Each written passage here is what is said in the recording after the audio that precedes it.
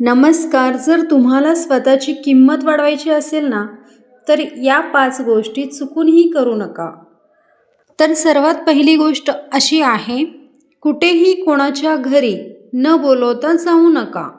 तर दुसरी गोष्ट आहे, न विचारता कोणालाही सल्ला देत बसू नका.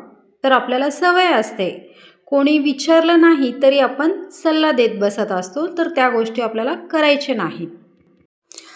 तर तिसरी गोष्ट आहे, विनाकारण स्वतःचा टाईम वेस्ट करू नका.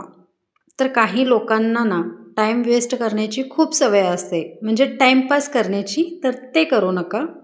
तर चौथी गोष्ट अशी आहे की कोणासाठीही जास्त अवेलेबल होऊ नका. जास्त अवेलेबल जर तुम्ही होत असाल तर तुमची किंमत कमी होत जात असते, म्हणून जास्त अवेलेबल होऊ नका. तर शेवटची गोष्ट, जिथे गरज आहे ना तिथेच बोला, विनाकारण बडबड करत बसू नका. बाय.